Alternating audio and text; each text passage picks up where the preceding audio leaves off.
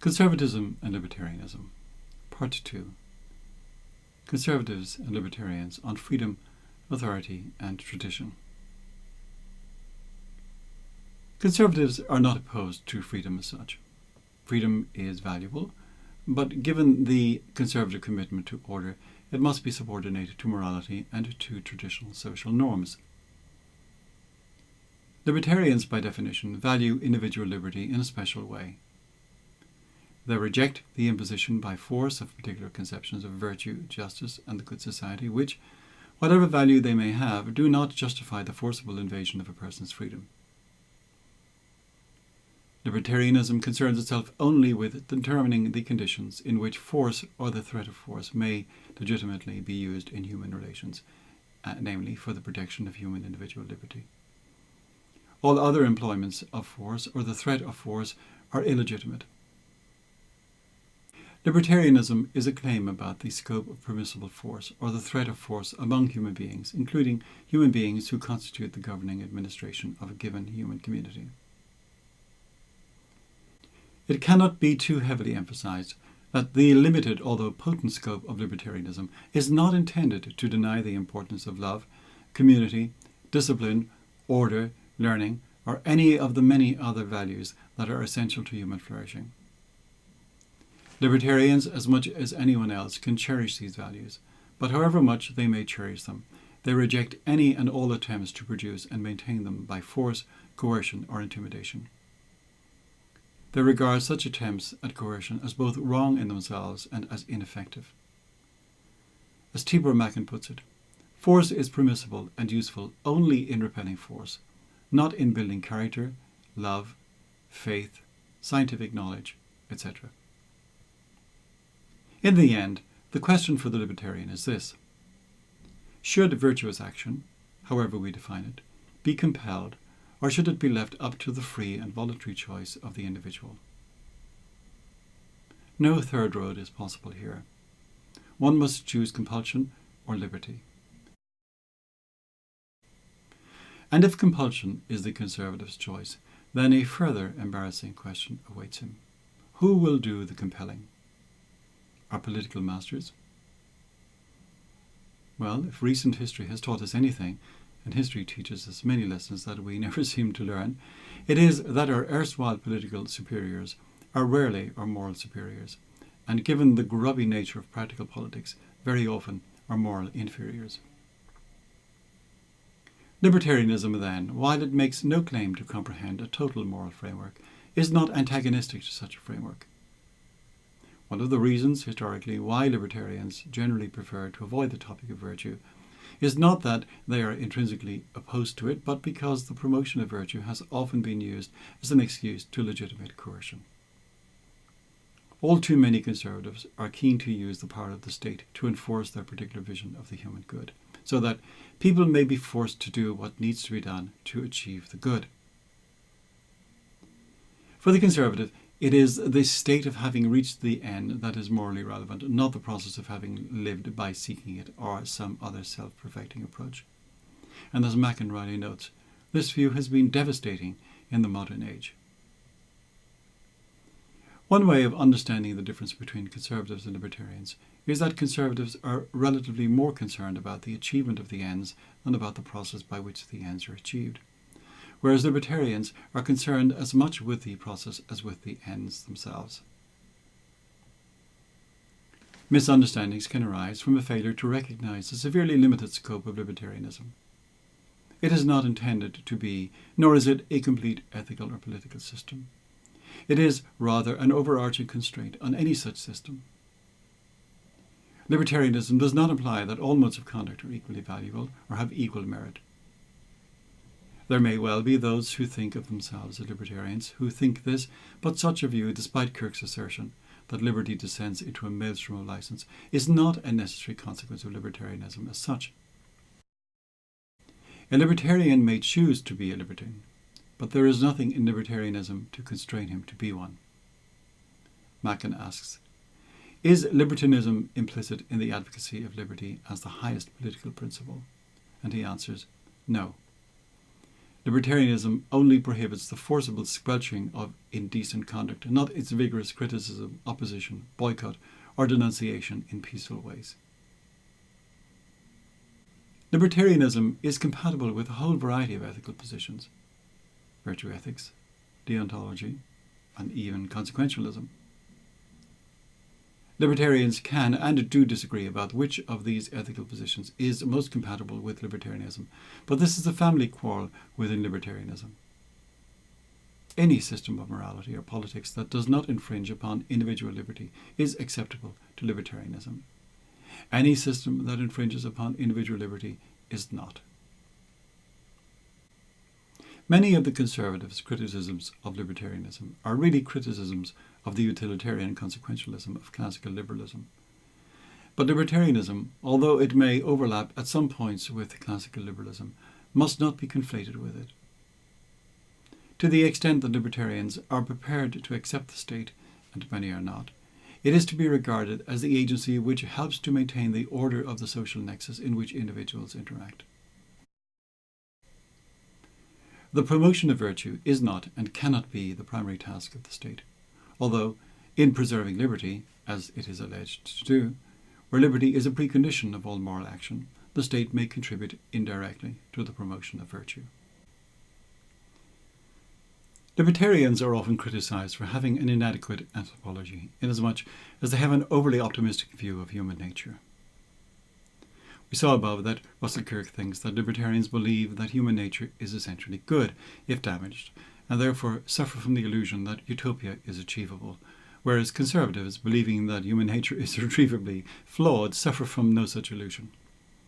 In fact, if anything, it is the modern liberal who has a utopian conception of man's perfectibility, while the modern conservative inclines towards a quasi-Calvinistic concept of man's inherent and radical sinfulness.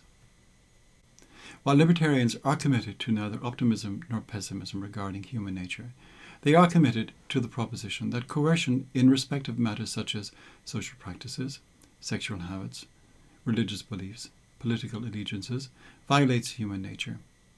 But of course, coercion is not the only tool in the box for the achievement of social goals. The exercise of parental authority may come close to coercion, but can be justified if exercised reasonably in fulfillment of a kind of trusteeship over those not yet capable of making fully adult choices. Ostracism, boycott, exclusion, vocal disapproval, termination of friendships, expulsion from voluntary groups, all these are non-coercive and effective means of modifying social behaviour that can be used always and everywhere without violating the libertarian basic commitment to freedom. Libertarianism is consistent with any philosophical anthropology, provided that that anthropology does not either explicitly or implicitly deny the significance of human freedom. Tibor Mackin, for one, sees Aristotelianism as the broader framework within which libertarianism can operate, where Aristotelianism comprises a kind of metaphysical pluralism, the view that reality manifests itself in many different ways. Consistent with this pluralism is a monism of principles. With the emergence of life, objective values also emerge. We can choose to live or choose to die. We can choose to live well or to live badly.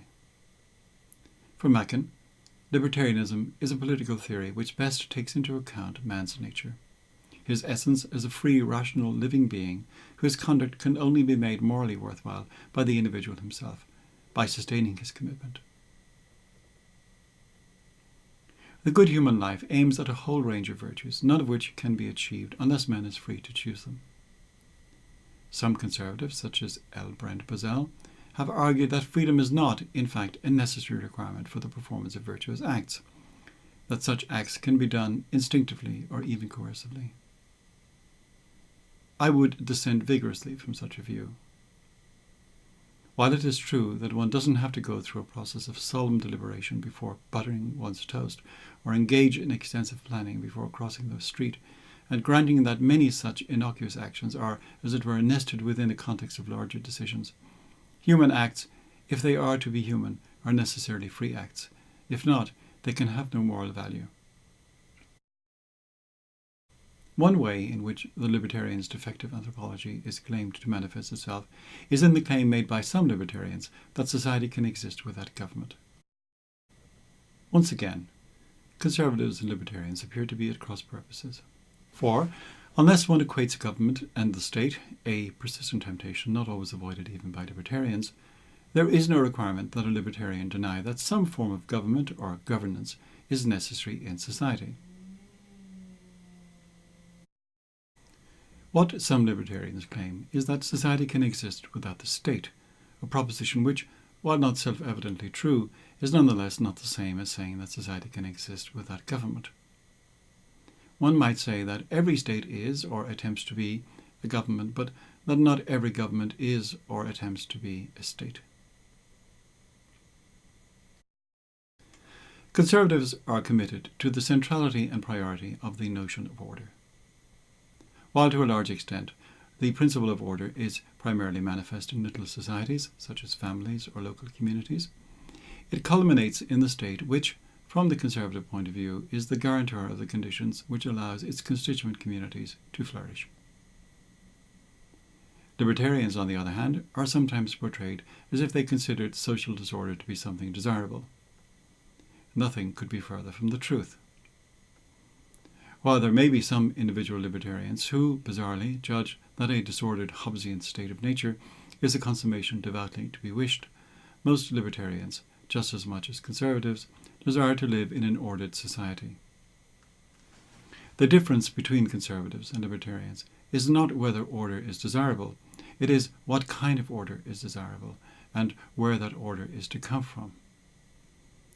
For the libertarian, genuine order arises intrinsically from the free interaction among individuals and among groups of individuals.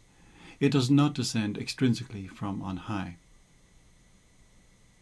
As is clearly shown in the world of business, high-level order can emerge without an orderer.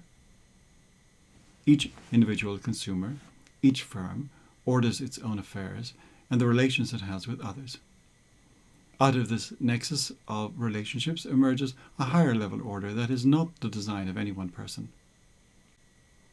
No one person or agency, for example, is required to organize the production, transport, distribution and sale of food in a given country. Food producers, transport firms, wholesalers and retailers, each working to their own ends, produce an ordered and flexible outcome that is not planned by any one person or agency.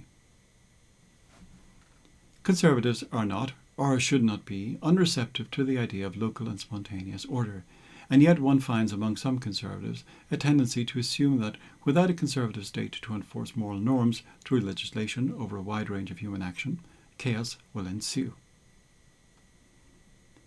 If conservatives are not moved to reject such moral enforcement on principled libertarian grounds, then perhaps they might reflect that the state which today is willing to enforce a morality that is acceptable to them, tomorrow may be willing to enforce a morality that they may find repugnant.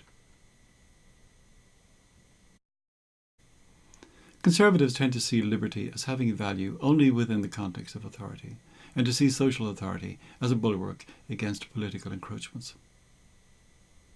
If there is a tendency among some conservatives to see libertarianism as a kind of slippery slope which inevitably descends into libertinism, other conservatives see it as a position which essentially rejects any and all authorities.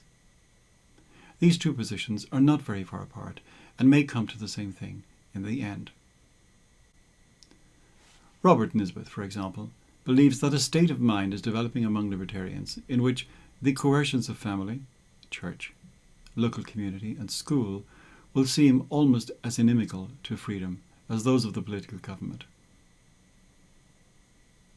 It's interesting that Nisbet chooses to use the word coercion in these contexts, for the libertarian's core value is precisely the rejection of aggressive coercion. But why employ the word coercion in the context of family, church, community or school?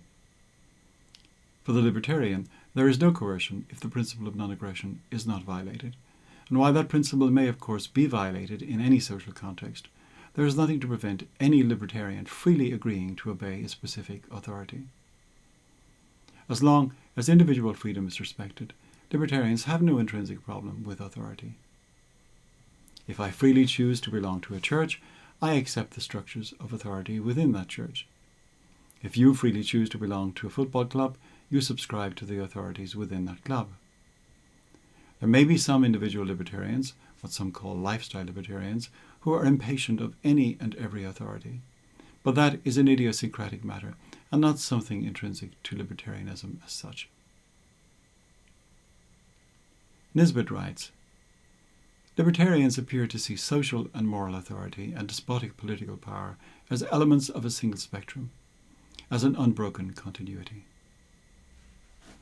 Some libertarians may do so, but it's not a necessary feature of libertarianism.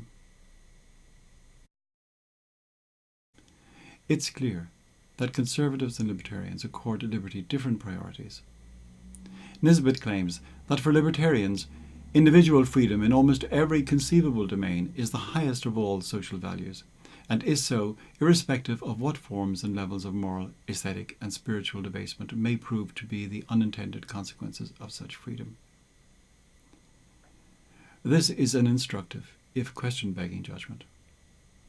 On the contrary, I should say that, for libertarians, liberty is the lowest of social values, lowest in the sense of most fundamental, a sine qua non of a human actions being susceptible of moral evaluation in any way at all. Human freedom can be used for all sorts of actions directed to all sorts of purposes which are then susceptible to moral evaluation. But, unless human action is free from coercion, moral evaluation is intrinsically impossible. Libertarians value freedom as a hard core without which morally significant human action is not possible. But while libertarianism as such has nothing to say beyond asserting and defending individual liberty, that is not at all the same thing as thinking that libertarians, in living out their lives, are concerned with nothing other than liberty. This would be as absurd as to think that someone who insisted on the absolute necessity of water for human survival should be taken to assert that water was the only thing needed for a rich and interesting diet. As if to contradict Nisbet, Murray Rothbard, whose credentials as a libertarian none can doubt, remarked that only an imbecile could ever hold that freedom is the highest or indeed the only principle or end of life. For him, such a claim is scarcely coherent or meaningful. He agreed with Lord Acton that freedom is the highest political end, not the highest end of man per se.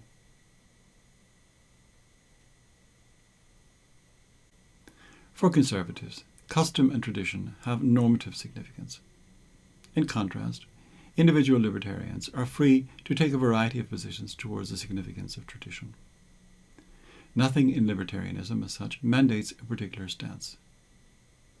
While some libertarians adopt a hostile attitude towards custom, habit, and tradition, and in particular towards religious traditions, this was not the position of the preeminent libertarian of the latter half of the 20th century, Murray Rothbard. In an essay on Frank Meyer, who sought to fuse the conservatives' reverence for tradition with the libertarians' love of liberty, Rothbard wrote that custom must be voluntarily upheld and not enforced by coercion, and that people would be well advised, although not forced, to begin with a presumption in favour of custom. A key point of tension between conservatives and libertarians is precisely this question of coercion. But if it is granted that one should not be coerced into observing customs or traditions, Rothbard, for one, was more than happy to go along with much of conservative thought. In a late essay, he called his fellow libertarians to order, remarking that libertarians often mistakenly assume that individuals are bound to each other only by the nexus of market exchange, forgetting that everyone isn't necessarily born into a family, and one or several overlapping communities, usually including an ethnic group, with specific values, cultures, religious beliefs, and traditions. Libertarianism differentiates itself from liberalism in both its classic and its modern incarnations, and also from conservatism, in rejecting the use of force in all cases except those of resisting or punishing aggression.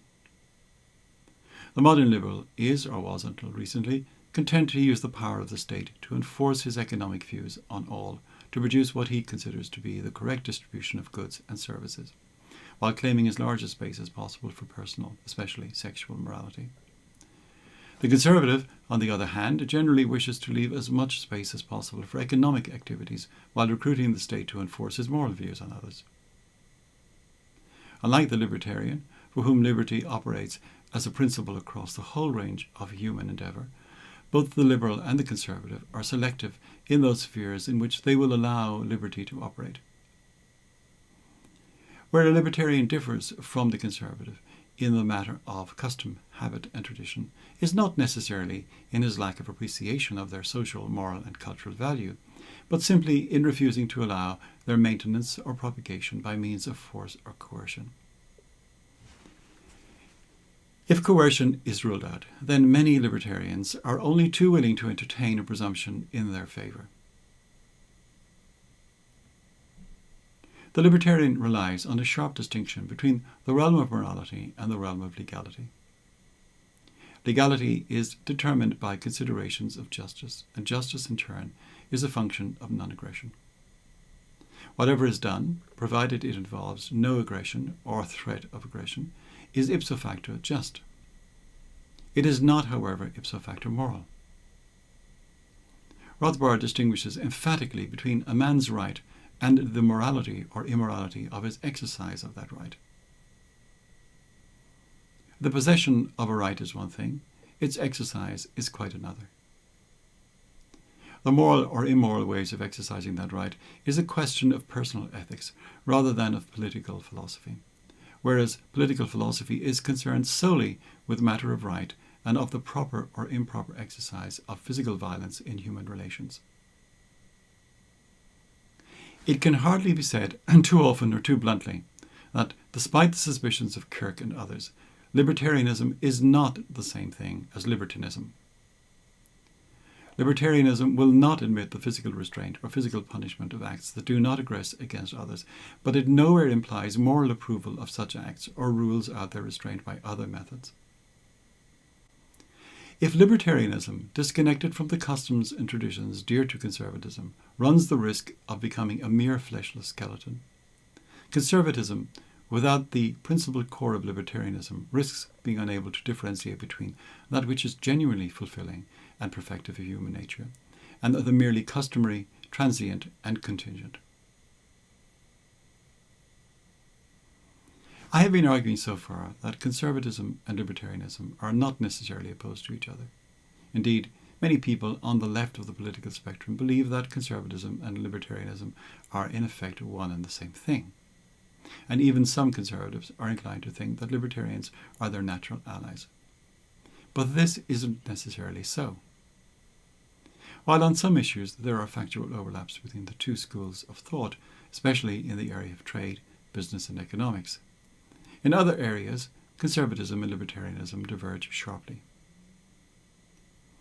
Libertarianism has one and only one basic principle, that all should be free to do whatever they wish to do, provided only that, in so doing, they do not aggress against others. This principle is both simple and initially attractive. What is not quite so simple or attractive, or at least to the conservative, are its consequences. When conservatives realize what these consequences are, they tend to have second thoughts about the principle.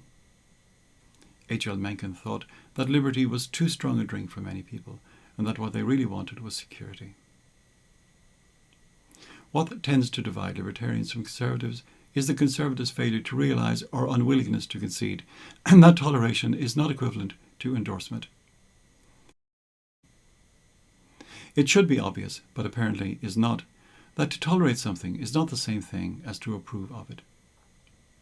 If toleration required approval, toleration would not be a virtue. What value is there in being prepared to tolerate only those things of which you approve? The libertarian may adopt any of a number of moral attitudes towards various issues, drugs, prostitution, and so on. But the only question for him as a libertarian is not whether these modes of activity are to be commended or are a fitting mode of human activity taken in the round, but only whether in engaging in such activities a person is infringing on the liberty of another. If the answer to this question is no, then this mode of activity cannot be coercively prohibited, however much it may be disapproved of. Of course, In a society constructed on libertarian principles, one has the right to license or to refuse to license whatever behaviour one chooses on one's own property, and others may do likewise. It would follow, therefore, that in such a society that one would be within one's rights, however inexpedient it might be to do so, to prohibit types of behaviour of which one morally disapproved to licensees on one's property on pain of the withdrawal of the licence, as one is entitled to require a visitor to one's home to leave if his behaviour should become unacceptable or for any other reason whatsoever, or for none. Such a right subsists whether a property is owned by one person or by a whole community. In such a way, then, could conservative principles obtain traction in a libertarian society. So, are conservatism and libertarianism intrinsically opposed to each other, or is it possible to be both conservative and libertarian? The answer to this question, like the answer to many others, is it depends. It depends primarily on the position one starts from.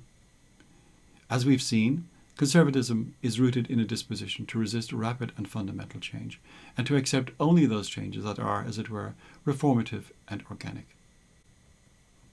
The conservative values order and virtue above all else, while liberty is only one value among others, and is in no way preeminent. The libertarian, in contrast, takes liberty to be the fundamental and necessary precondition of a life that is truly human. It is not the only value. The libertarian recognizes love, friendship, altruism, courage, and charity. But none of the other values can come to be unless we are free. It is true that behavioural simulacra of these virtues can be produced by coercion, by regulation, and by force, but they are ghoulish, animated corpses from which the real life has departed. If one starts from a conservative position, holding to conservative values, one will always be prepared to sacrifice freedom to other more important values. One can be, at best, a libertarian for the sunny day, but not for the days of snow and ice. If one starts from a libertarian position, one can adopt and adapt conservative values in a way that supplements and embodies one's commitment to freedom, provided that, in so doing, one does not compromise one's primary commitment to freedom. If one starts from a conservative position, one is unlikely ever to become libertarian or to endorse libertarianism, unless one undergoes a political, philosophical conversion. However, if one starts from a libertarian position, one can, without necessarily being obliged to, accept the heuristic value of tradition and the antecedent yet rebuttable normativity of custom and habit. I have tried to show that libertarianism is not necessarily reducible to libertinism. One more or less certain way to prevent its collapse into libertinism is for it to adopt the cultural core values of conservatism, and this libertarians are free to do. Conservatism, on the other hand, is always at the mercy of the questions: whose tradition, which customs, what habits? If it develops a principled and rational response to these questions, then it has ceased to be radically conservative and has begun to move in a direction that, I believe, will lead it to espouse the fundamental position of liberty as a sine qua non of all the virtues, and thus to transmute into a form of libertarianism. Summary. Conservative resistance to change, such as it is, would appear to be confined to religious, political, and especially social change. Conservatives are not opposed to freedom as such. Freedom is valuable, but given the conservative commitment to order, it must be subordinated to morality and to traditional social norms. Libertarians, by definition, value individual liberty in a special way. They reject the imposition by force of particular conceptions of virtue, justice, and the good society, which, whatever value they may have, do not justify the forcible invasion of a person's freedom. Conservatives are committed to the centrality and priority of the notion of order. While to a large extent the principle of order is primarily manifest in little societies, such as families or local communities, it culminates in the state which, from the conservative point of view, is the guarantor of the conditions which allows its constituent communities to flourish. Libertarians, on the other hand, are sometimes portrayed as if they considered social disorder to be something desirable. Nothing could be further from the truth. For the libertarian, genuine order arises intrinsically from the free interaction among individuals and among groups of individuals. It does not descend extrinsically from on high. Conservatives tend to see liberty as having value only within the context of authority, and to see social authority as a bulwark against political encroachments. Conservatives and libertarians accord liberty different priorities. Nisbet claims that, for libertarians, individual freedom in almost every conceivable domain is the highest of all social values, and is so irrespective of what forms and levels of moral, aesthetic, and spiritual debasement may prove to be the unintended consequence of such freedom. On the contrary, for libertarians, liberty is the lowest of social values, lowest in the sense of most fundamental, a sine qua non of the human actions being susceptible of moral evaluation in any way at all. For conservatives, custom and tradition have normative significance. In contrast, individual libertarians are free to take a variety of positions towards the significance of tradition. Nothing in libertarianism as such mandates a particular stance. Libertarianism differentiates itself from liberalism, in both its classic and its modern incarnations, and also from conservatism in rejecting the use of force in all cases except those of resisting or punishing aggression. The libertarian relies on a sharp distinction between the realm of morality and the realm of legality. Legality is determined by considerations of justice, and justice in turn is a function of non-aggression. Whatever is done, provided it involves no aggression or threat of aggression, is ipso facto just. It is not, however, ipso facto moral. Rothbard distinguishes emphatically between a man's right and the morality or immorality of his exercise of that right.